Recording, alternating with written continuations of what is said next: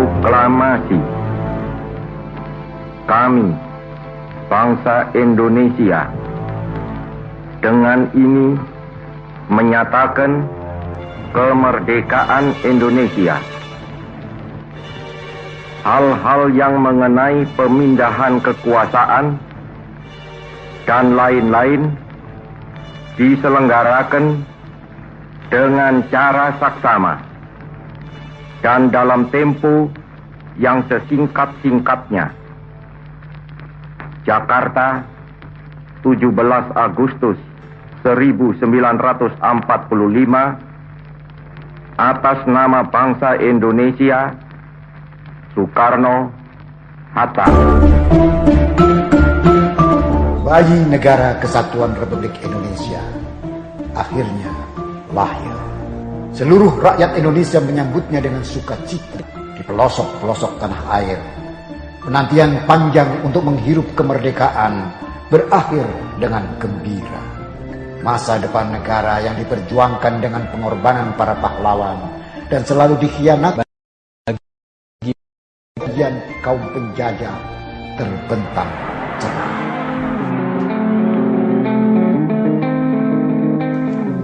Namun kuku-kuku tajam kaum penjajah rupanya masih ingin terus mencengkram bumi pertiwi.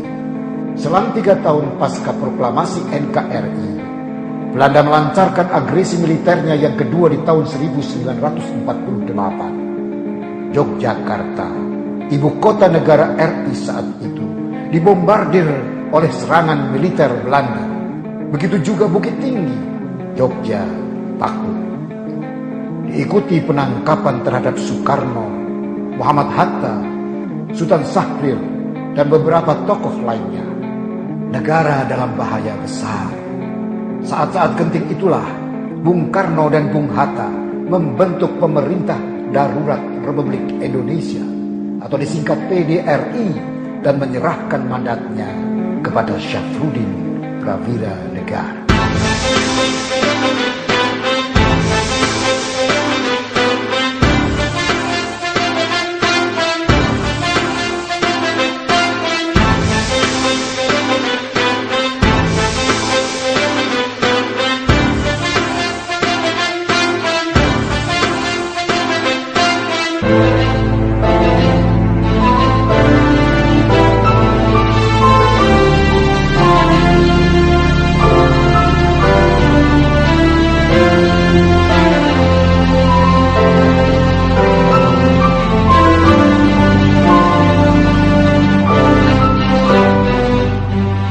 Mr. Syafruddin Prawira Negara adalah putra terbaik negeri ini yang pernah menjabat sebagai Wakil Perdana Menteri, Menteri Keuangan, dan Menteri Kemakmuran Kabinet Pemerintahan Soekarno-Hatta.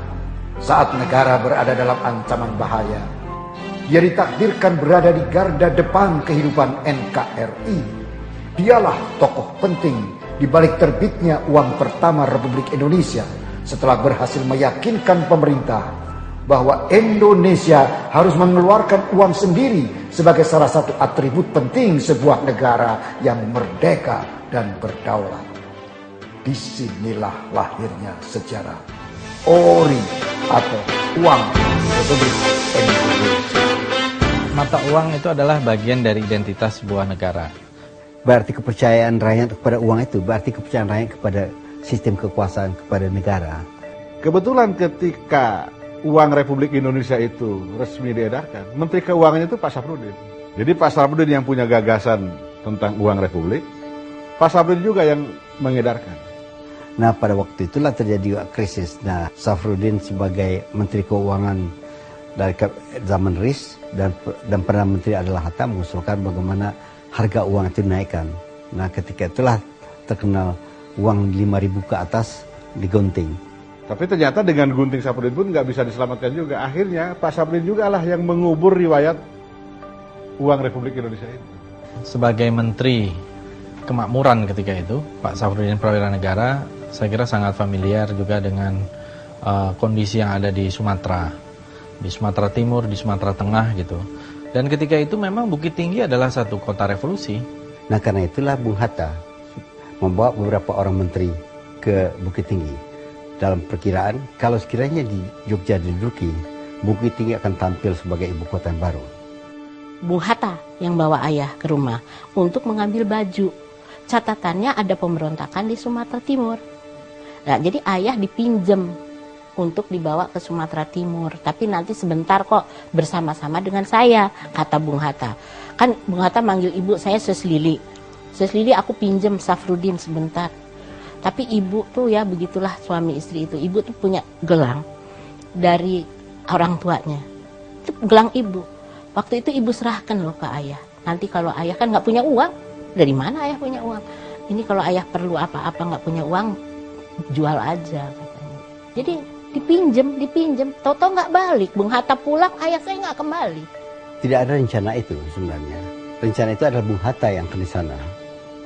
Nah, dan pembantunya Safrudin. Jadi Safrudin tinggal. Dan dia sudah direncana kalau ada apa terjadi sesuatu tentang Bung Karno dan Bung Hatta, dan Safrudin yang ditinggalkan di Bukit Tinggi itu harus mengambil tindakan.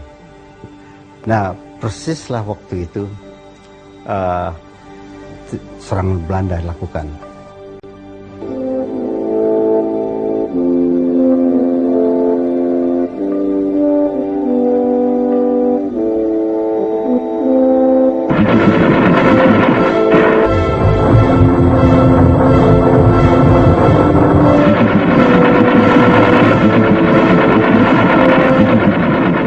Kota Yogyakarta dalam waktu singkat jatuh ke tangan militer Nika. Artinya tidak lain tidak bukan suatu bencana besar bagi Republik. Dampaknya luar biasa. Kita di Jakarta ini tiarap. Tidak bisa berbuat apa-apa.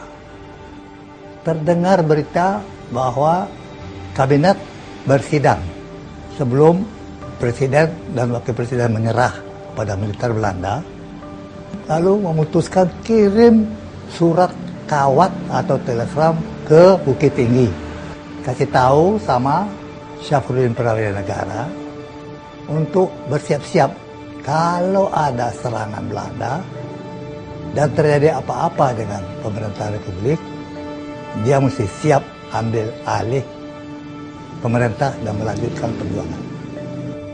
Jadi Pak Safrudin menerima sebagai Presiden PDRI, Pemerintahan Darurat Republik Indonesia di Bukit Tinggi, Utara Barat. Itu salah satu saya rasa perbuatan pemberani sekali ya. Orang dikasih kekuasaan waktu zaman kalah nggak ada yang mau saya rasa. Ini kalah dia disuruh teruskan perjuangan masih mau, itu kan luar biasa sekali Pak Safrudin itu. Tetap menghadirkan Republik dengan jadi Presiden Darurat Republik Indonesia, memberikan warta yang luar biasa bagi dunia internasional waktu itu. Ini loh Republik Indonesia masih ada. Nah kemudian Soekarno-Hatta pulang, nah, tapi mereka tidak berkuasa sebenarnya.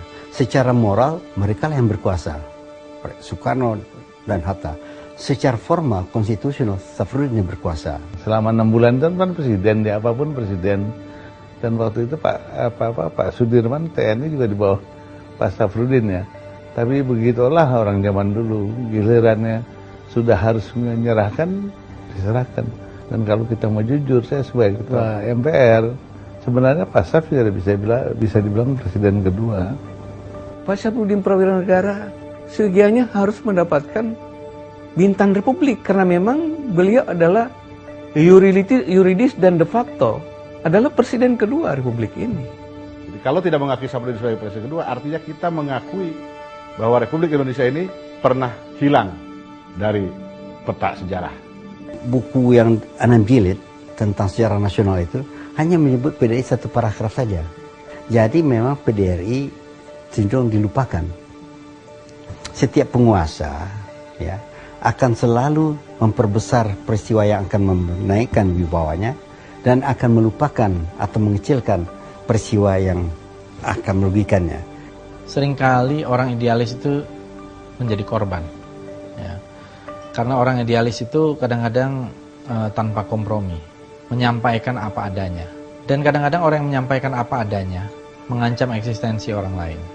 Sehingga orang-orang seperti Pak Saf yang memegang prinsip ketika zaman sudah berubah, itu menjadi satu hambatan atau ancaman mungkin pada hal-hal yang lain. Dan juga memang ada satu situasi politik ya ketika itu, termasuk PRRI ya. PRRI Permesta bukan separatis. PRRI Permesta adalah alternatif. Ada pemberontakan mengubah ideologi, ada pemberontakan yang mau melepaskan diri dari Indonesia, ada juga pemberontakan yang sebenarnya mau mengoreksi pemerintahan yang ada di Jakarta waktu itu. Untuk itu mereka bikin alternatif PRRI Permesta itu. Kita harus berani melihat itu sama dengan misalnya ya zaman Pak Harto kan, mengoreksi kan waktu itu kan dengan cara demo apa segala macam. Proses itu benar atau salah? Salah bilang benar kan. Tapi kalau terjadi misalnya gerakan itu gagal, nah bisa disalahkan mereka. Tapi tujuannya sebetulnya kan ingin memperbaiki sistem bernegara. Kita jangan membaca koreksinya itu sebagai tadi itu secara sempit. PRRI Permesta itu bukan pengkhianatan.